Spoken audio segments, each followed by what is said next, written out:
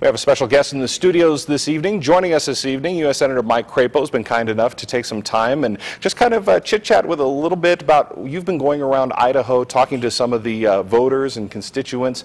Let's talk first a little bit about the debt ceiling agreement that was recently passed earlier this month. Tell me a little bit about your involvement, including the Gang of Six, and what was your goal, and did you have that goal met by the vote earlier this month? Well, the Gang of Six, as you've indicated, and that was a name given to us by the media, which stuck, is a group of bipartisan senators who've been working to solve the debt crisis as opposed to the debt ceiling battle that ultimately kind of consumed everything. What we did was put everything on the table. We did not raise taxes, contrary to what some had suggested, but we reformed the tax code and actually dramatically reduced tax rates, stimulating the economy and generating more revenue. And we also put everything else on the table: entitlement spending, national defense, discretionary spending, everything. We built about a $4.7 trillion plan.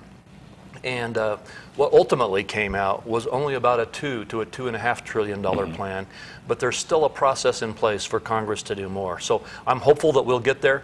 If we don't do at least a $4.7 trillion plan, we're not going to make it to where we keep our head above water with this $14.5 trillion debt that we have. Right. Now, poll numbers that have recently come out show a lack of confidence in some of our elected officials.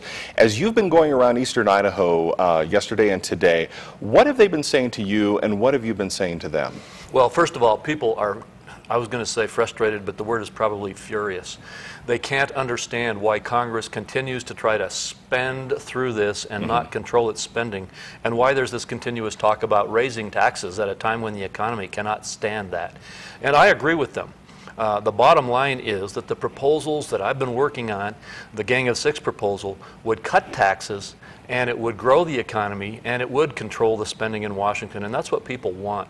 So, you know, they're saying enough gridlock. Let's get this done and take the message back to Washington that we cannot continue to just go back and forth in these continuous political battles and not get results. Right.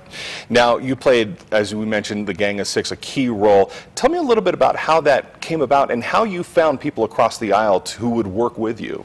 Well, it came about as a result of the fact that about 2 years ago, the president created a fiscal commission, one that I was very dubious of because I thought he was using this commission to raise taxes. But I was asked by our leadership to be on it, so I served on it. And ultimately, as that fiscal commission proceeded, it not only moved away from the tax increase proposals, but it moved in favor of tax reform proposals and spending reductions. And ultimately, this fiscal commission created the foundation for Republicans and Democrats alike to understand why we need to do something big and do it now, and what it needed to be. But it didn't get before Congress. It didn't get enough votes to get before Congress in the commission.